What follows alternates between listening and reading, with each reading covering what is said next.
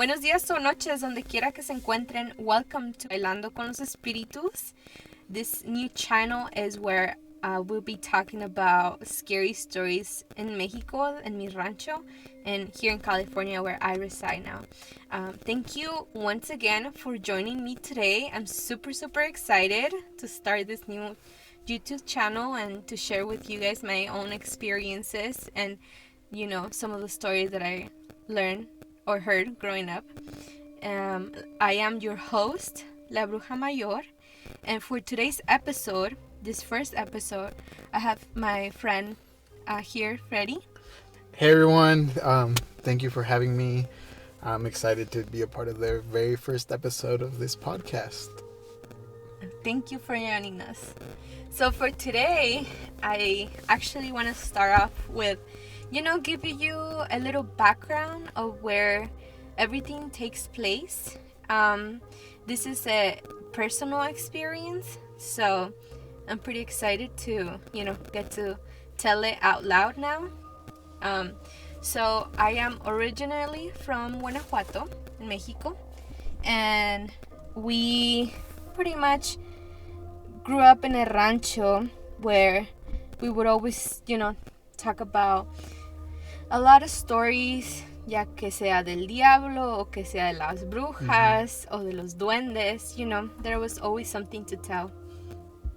And this time around, so it takes place in mi rancho, and there's a couple people I need to introduce to you so that you could have a sense of who they are. So my first two cousins, Lupe y Roxana, my great grandma, mi ma Rosa, she was a curandera, and mi tía Chata, and she was, the mom of my cousins. You should explain a little bit what curandera is for people that don't know. Definitely. So curandera, it's someone that, takes prayers. Let's say, well, this is my understanding, okay? Mm-hmm. It takes the prayers of just religion, Catholic specifically, and uses those, prayers to help you get rid of the evil thing that is making you stop from being good in your life or successful in your life. So let's say, in Mexico, when you're a baby, people say when you're maybe around 2-3 years old, you're such a funny little kid, you make everybody laugh because you're making so many jokes, and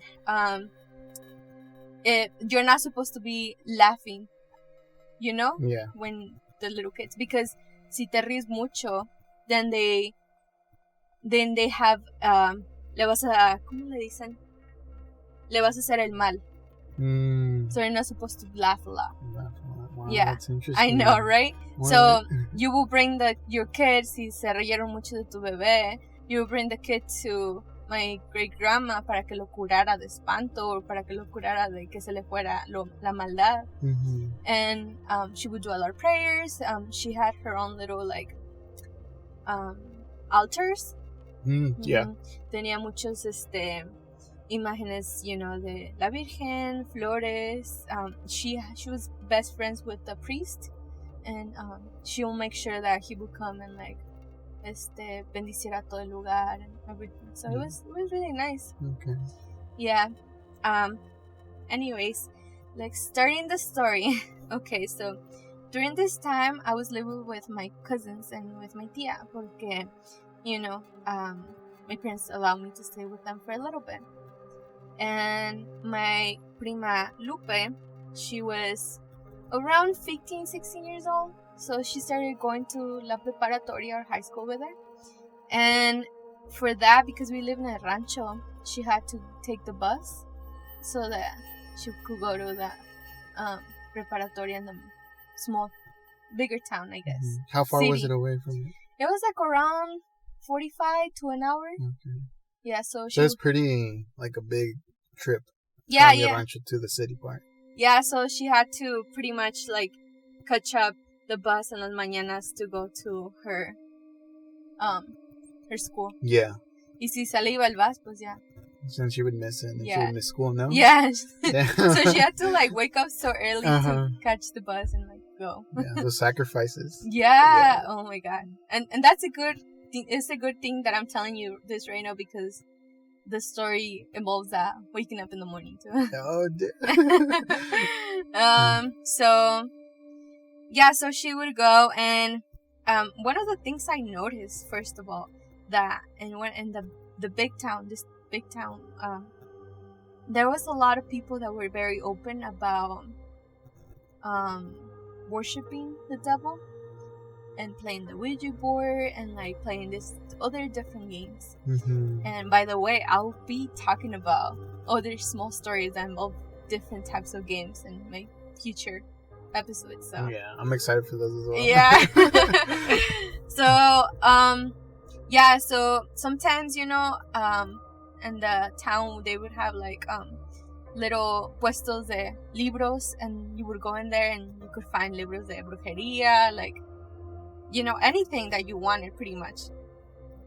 And so this time around, I remember I was in 6th grade, and my other cousin, Roxana, she was starting junior high. So no nos llevábamos tantos años.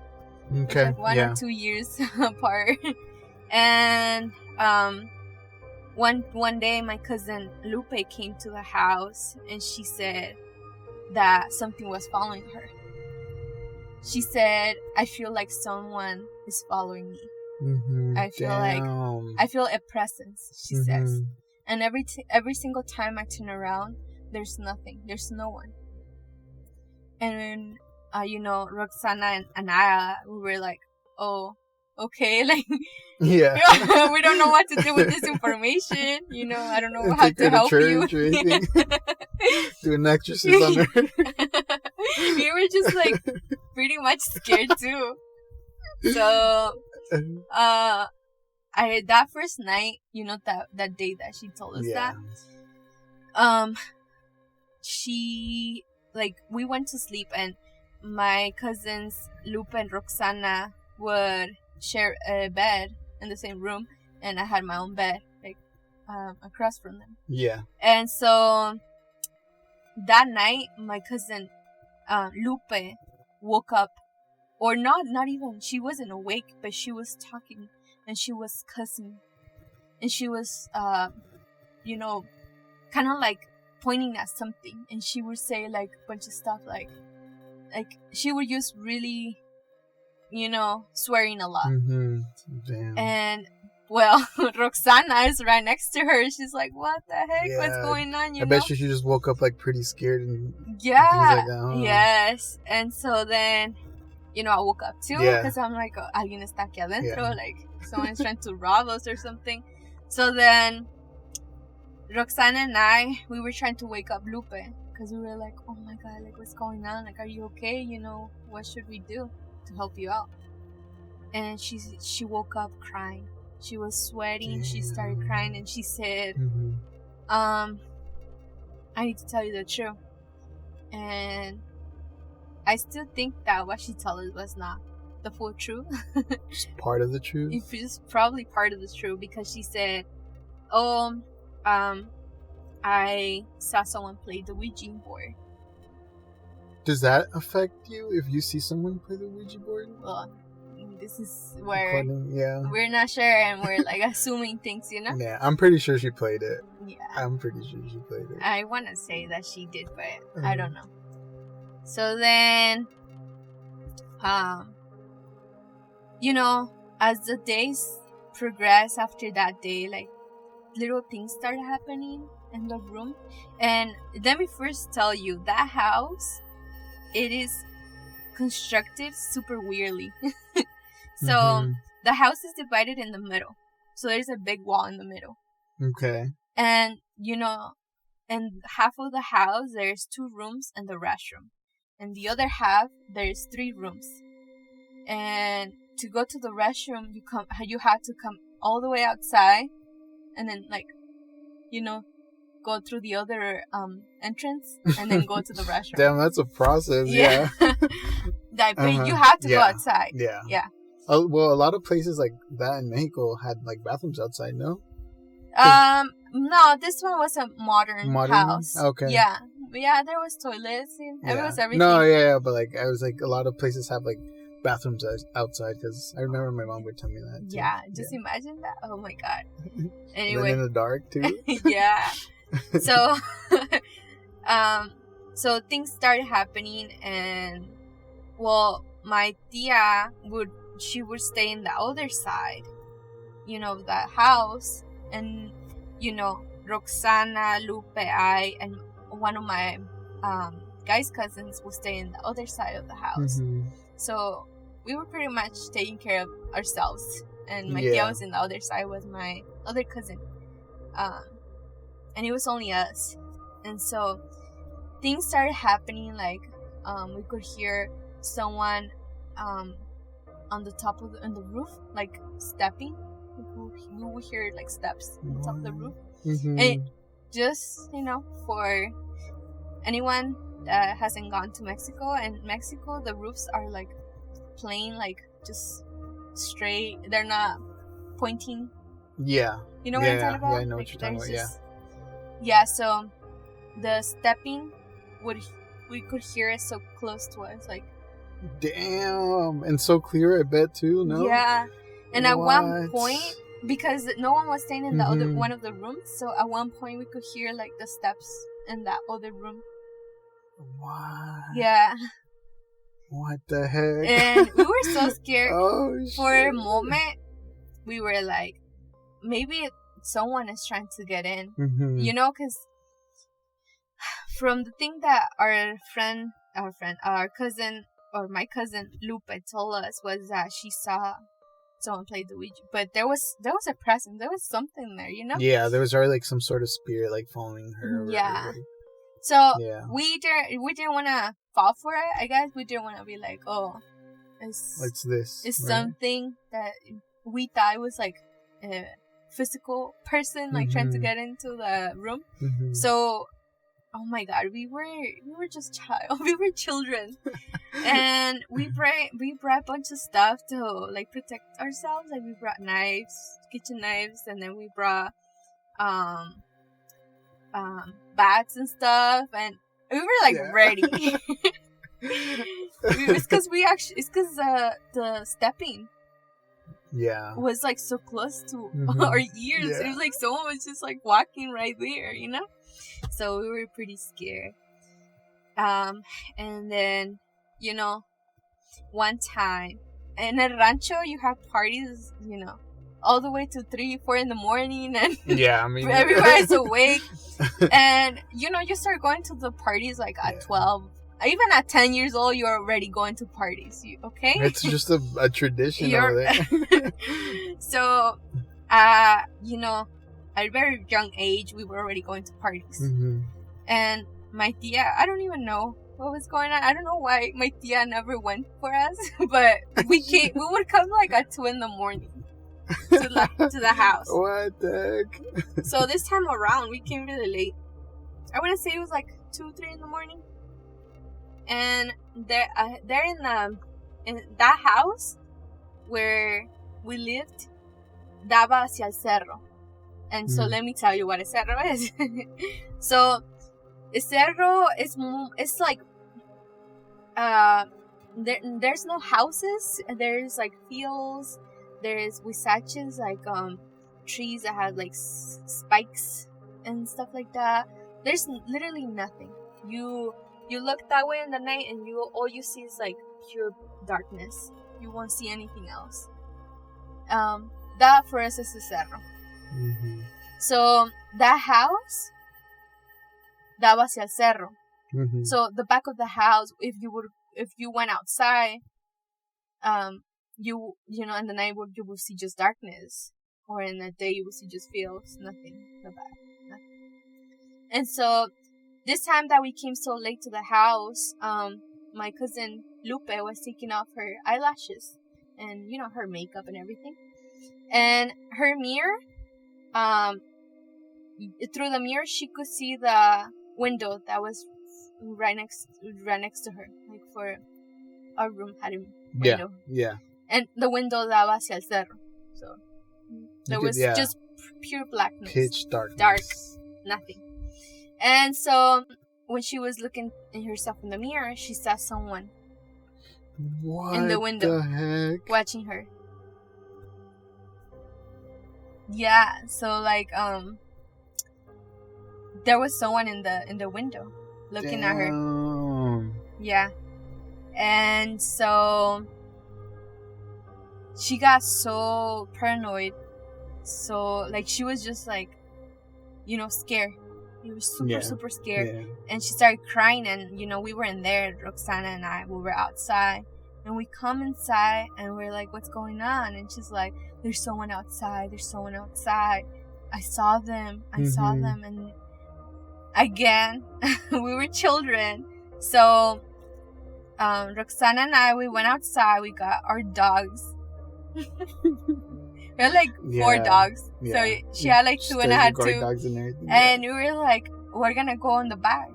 So we went through the back of the house. Again, remember, it's just darkness. Yeah. There's nothing. With a candle, because we didn't have like flashlight or anything. So we went outside and we started like screaming and swearing. We were like, who are you? Why are you here? Like, go away, And we were like, we have our dogs and we're ready. And we were just screaming at just a darkness. And we couldn't see like past our eyes. Like, it was so dark, like we couldn't really see. And again, this is like 2-3 in the morning. There's no houses. Yeah.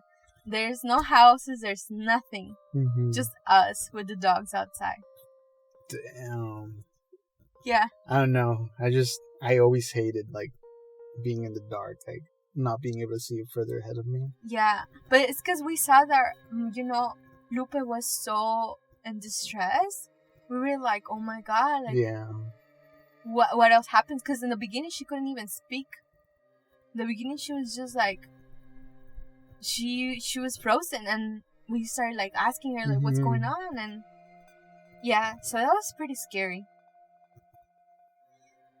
So then, my cousin started like missing school.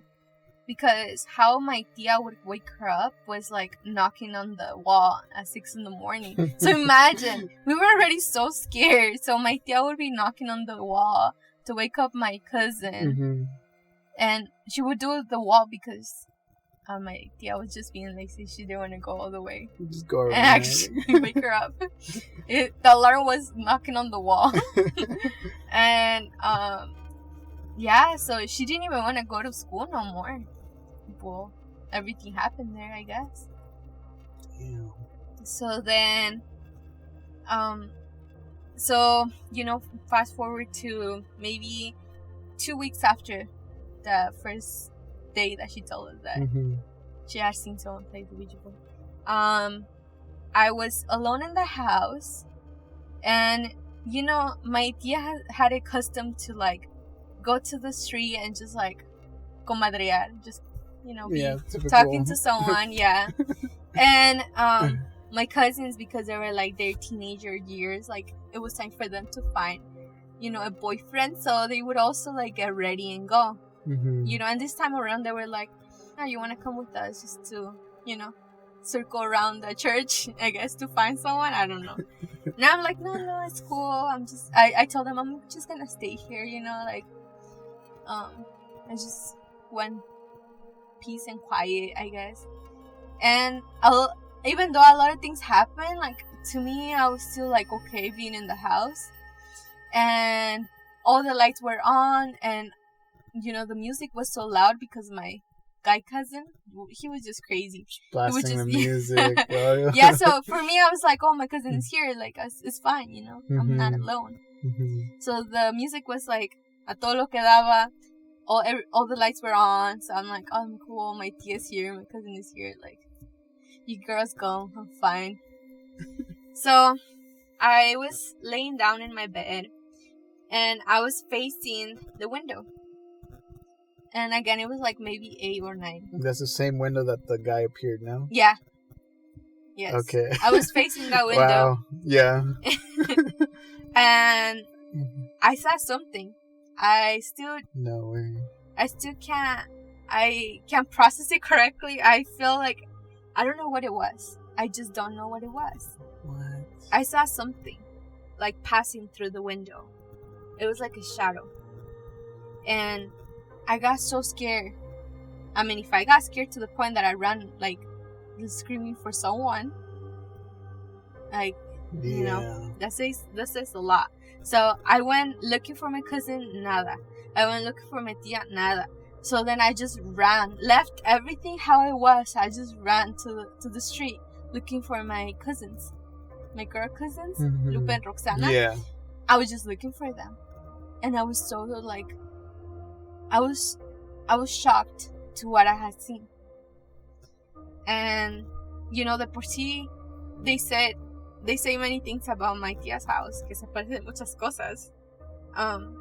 That time was so real. Like I was so scared. So when I found my cousins, I told them what I had seen, and they were with this one of their friends, and this guy was like, "Oh, pues siempre asustan ahí en la casa de tu tía." And then he just started making up stories. I'm like, oh my god, yo no quiero saber nada. Maybe there's some truth to some of those stories. Maybe like something else happened in that house, like that.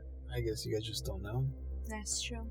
Maybe I should make an episode where I talk about those small stories where they say about, and it's not just you know, us, the family. It's like El Rancho. They talk about our house a lot. Yeah. Well, my tia's house. And so that was it. That was the last I guess accident that, you know, made us realize that we had to go with my Rosa. Damn. And then from there on, like, you guys never went back to the house, or you guys never experienced anything? Well, let me tell you what happened.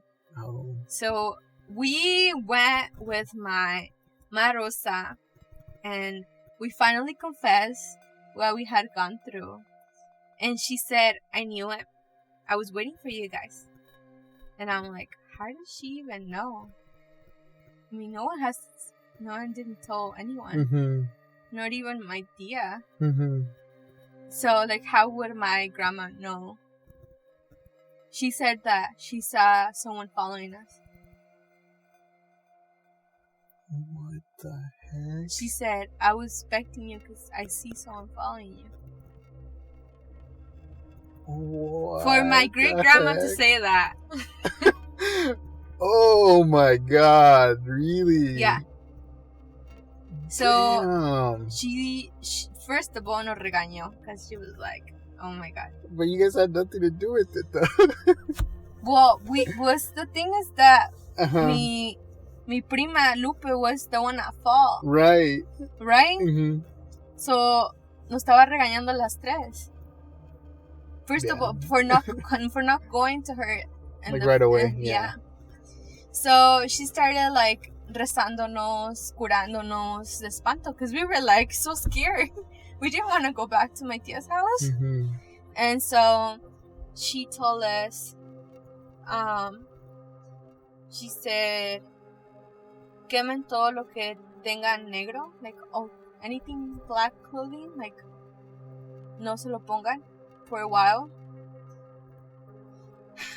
And this is the part where you know, she told us this even though I'm telling you, all of you guys.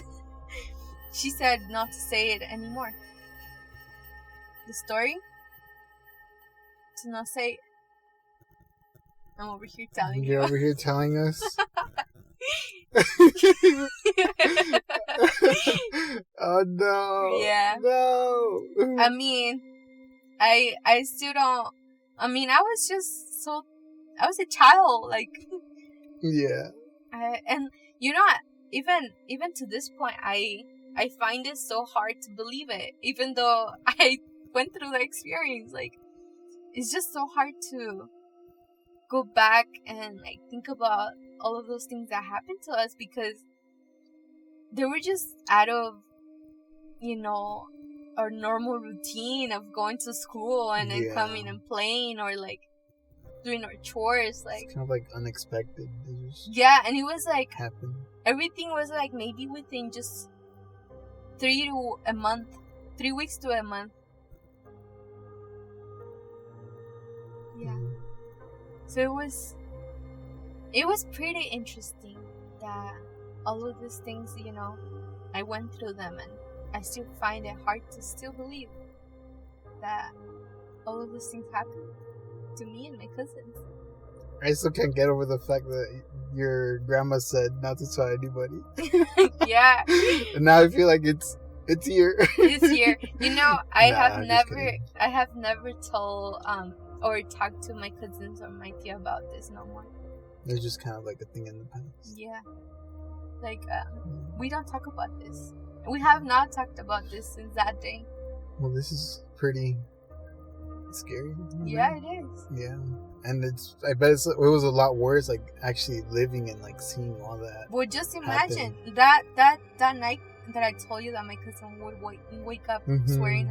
That happened for a couple nights. Oh, it wasn't just once? It wasn't just one. Mm-hmm. It was, like, almost every day. And we'll bring, like, crosses and stuff. Like, she would be, like, sleeping with a cross in her hand. Yeah. It was very intense. But I'm telling you, like, it's just so crazy to believe that it happened. Oh, And wow. I went through them with them. Mm-hmm. Because it was mostly my cousin Lupe. Yeah. I wonder if she probably went through, like, a lot more. Yeah. She must have gone through, like, a lot more. Like, I'm guessing. A lot more. I'm guessing. But you know what? Yeah. I don't want to ask her, and I don't want to scare her. I don't want her to believe what she had already experienced. So, we don't talk about it. But I thought it was, like, very traumatic event that happened, that even to me, I'm still, like, in shock or still trying to believe what happened. Yeah. Oh my god, pues esa fue mi historia. I hope you guys liked it, and thank you, Freddie, for coming and, asking some questions. I am so excited to continue doing episodes for you guys. I have so many stories to tell you, and, muchísimas scary stories that my relatives and the people in el rancho would tell us. And I can't wait to share them with all of you guys. So, yeah. Anyways, gracias por venir a mi channel. And please subscribe. Like this video if you liked it.